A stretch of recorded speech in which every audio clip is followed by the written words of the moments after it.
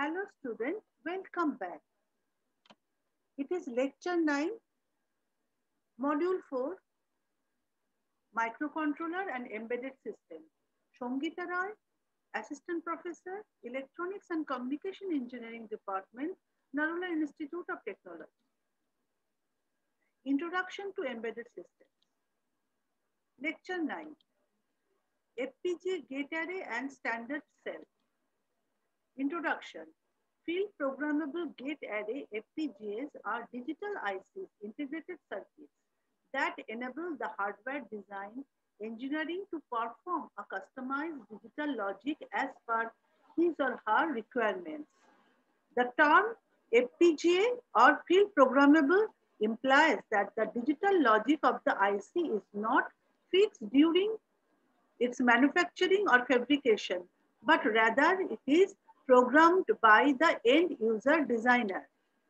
In order to provide this programmability, an FPGA consists of configurable or programmable logic blocks and configurable interconnects between these blocks. This configurable logic and their interconnection routing of FPGAs makes them general purpose and flexible, but at the same time, it also makes them slow and power hungry when compared to a similar caliber ASIC with standard cells. It has been more than 3 decades since the introduction of FPGAs into the market, and in this long span, they have undergone several technological advancement and gained a continuously growing popularity. A brief note on PLD, Programmable Logic Device. Before diving into the major topic, it is briefly discuss the concept of programmable logic device. So that what is PLD? It is an IC containing a large number of logic gates and flip-flops that can be configured by the user to implement a wide variety of functions. The simplest of programmable logic devices consists of an array of AND or gates, and the logic of these gates and their interconnection can be configured by a programming process.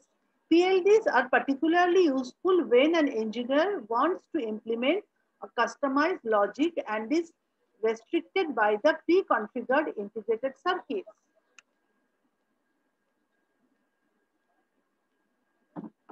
PLDs provide a way to implement a custom digital circuit through the power of hardware configuration rather than implementing it using a software. Different types of PLDs. Basically, PLDs can be categorized into 3 types.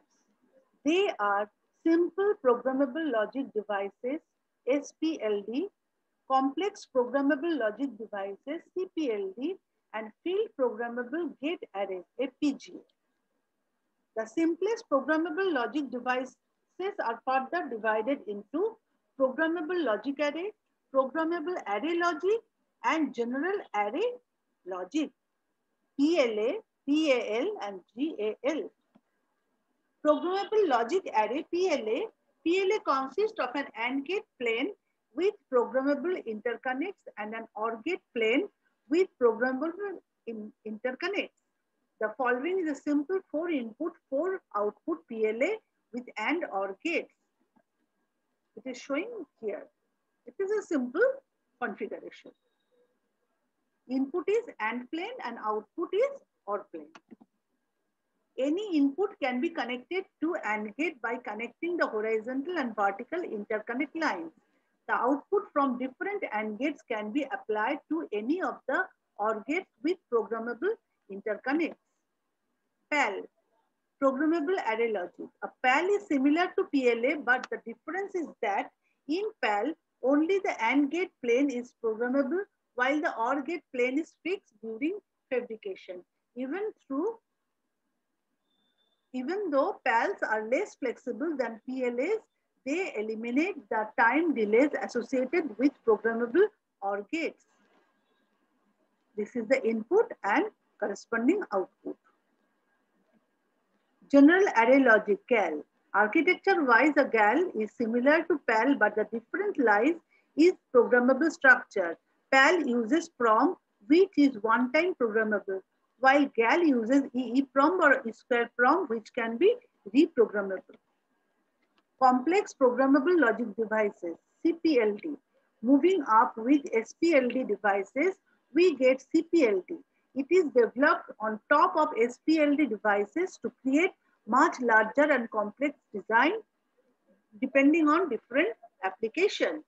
A CPLD consists of a number of logic blocks or functional blocks which internally consist of either PAL or PAL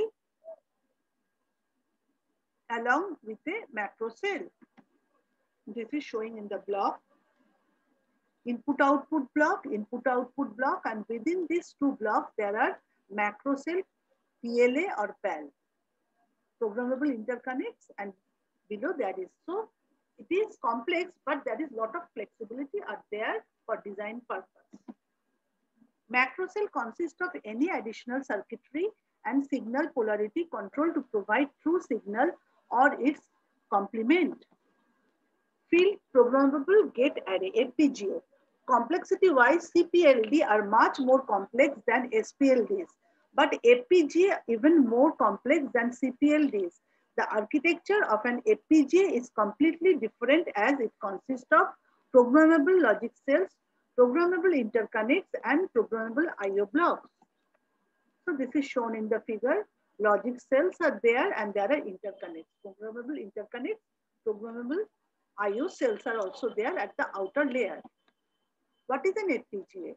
Field Programmable Gate Arrays or FPGAs in short are prefabricated silicon devices that consist of a matrix of reconfigurable logic circuitry and programmable interconnects arranged in a two-dimensional array.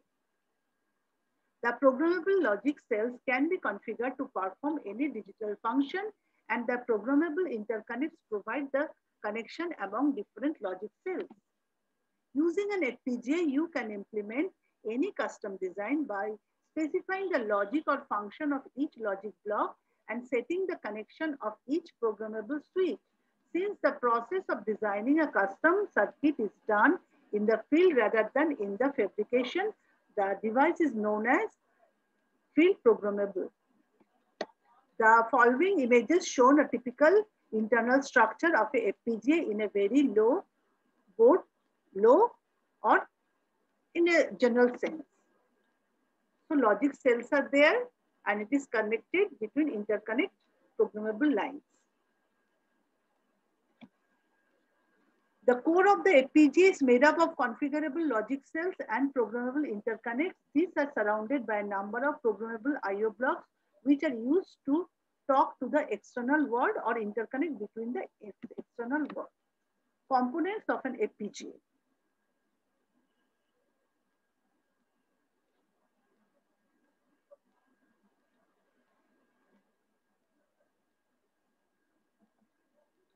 Let us know how a closer look at the structure of an FPGA.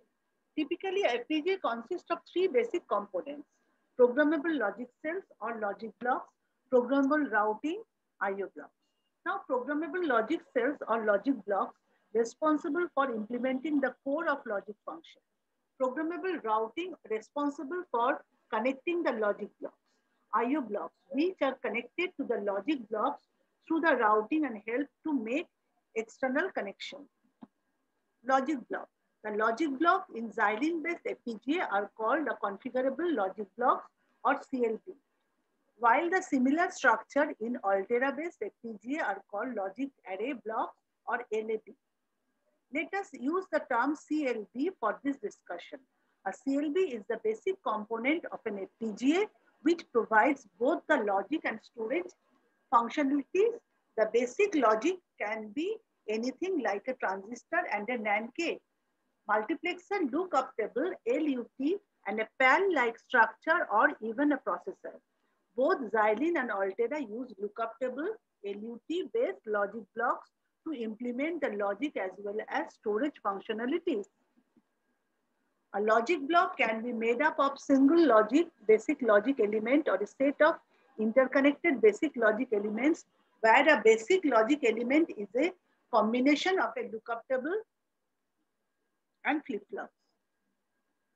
It is showing a multiplexer SRAM, a 4-input lookup table, LUT4, and D-type flip-flop.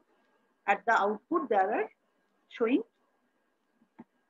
a LUT with n input consists of 2n configuration bits which are implemented by SRAM cells.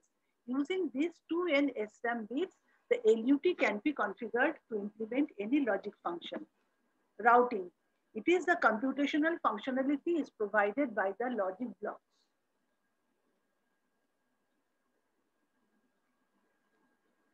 Then the programmable routing network is responsible for interconnection these logic blocks. The routing network provides interconnection between one logic block to other as well as between the logic block and the IO block to completely implement a custom circuit. Basically, the routing network consists of connecting wires with programmable switches, which can be configured using any of the programming technologies. There are basically two types of routing architecture. They are island style routing known as mesh routing, hierarchical routing. The island style routing architecture, the logic blocks are arranged in a two-dimensional array and are interconnected using a programmable routing network. This type of routing is widely used in commercial FPGAs. So these are the total how it is integrated. It is shown in the figure. Channel bits are showing over there. Input output blocks are there. Configurable logic blocks, CLB. Horizontal routing channel. Connecting box, switch box, vertical routing channels, all are showing over there. Many logic blocks confined to a local set of connection and hierarchical routing architecture makes use of this feature by dividing the logic blocks into several groups or clusters. If the logic blocks are residing in the same cluster, then hierarchical routing connects them in a low-level hierarchy. If the logic blocks are residing in different clusters, then wiring is done over a higher level of hierarchy. It is shown in the figure. FPGA programming technologies. We have talked about the reprogrammable architecture of FPGAs quite a bit, but now let us see some of the most commonly used programmable techniques that is responsible for such configurable architecture. The following are three well-known programming technologies for FPGAs: SRAM, EEPROM or Flash, and Diffuse. Other technologies include EEROM, EEPROM, and Fusible Link, but they are used in CPLDs and other PLDs, but not in FPGA. Hence, let us keep discussion on FPGA-related programming technologies. SRAM. We know that there are two types of semiconductor RAM called SRAM and DRAM. SRAM in short for static RAM, while DRAM means dynamic RAM. SRAM is designed using transistor, and the term static means that the value loaded on the basic SRAM memory cell will remain the same until deliberately changed when the power is removed. The typical 6-transistor SRAM cell is stored 1 bit showing in the image.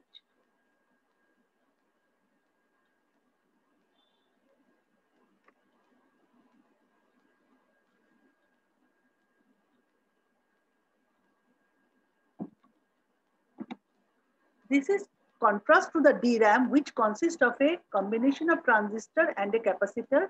The DRAM refers to the fact that the value loaded in the DRAM memory cell is valid until there is charge in the capacitor. As the charge loses, the memory cell also loses. So memory has to be periodically recharged to maintain the storage.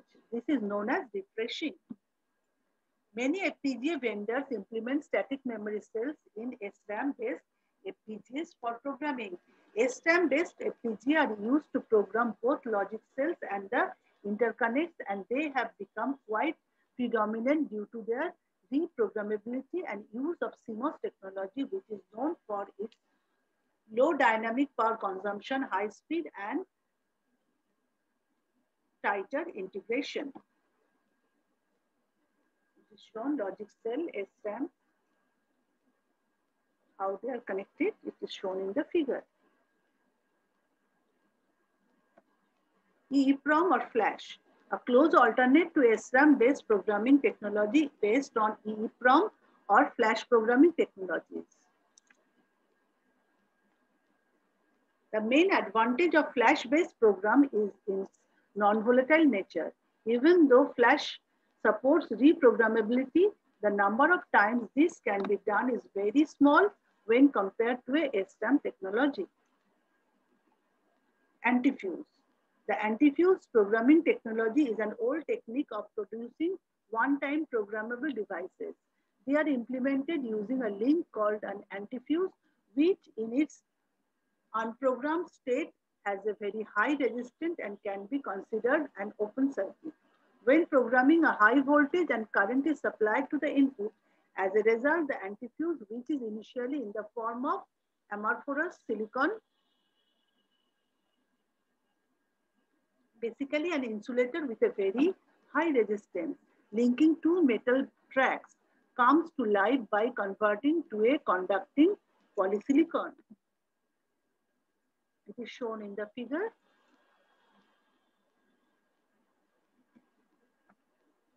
When compared to other two technologies, the antifuse one occupies the least amount of space but comes only as one-time programmable option. Application. In the early years of the introduction of FPGAs, they were typically used to implement small to medium complex state machine and data processing tasks on small data. As their complexity and capability increased over the years, they have been incorporated in several automatic, consumer, and industrial applications. Initially, FPGAs provided an easy option to prototype ASIC designs as they can be easily reconfigured to test and try several variations of the hardware before finalizing the main design. But their capability to function as an end product with relatively short time to market and small implementation costs, they have been implemented as direct competitors to some ASICs. Modern FPGAs with multipliers, complex routing, and on-chip RAM can facilitate DSP operation, which were previously possible on dedicated digital signal processors. With the cost of FPGAs coming down, they are getting serious contenders of embedded control application. An FPGA can be used to implement a short core processor of any microcontroller along with custom input-output capabilities. So this is the references. We are ending our session. Thank you.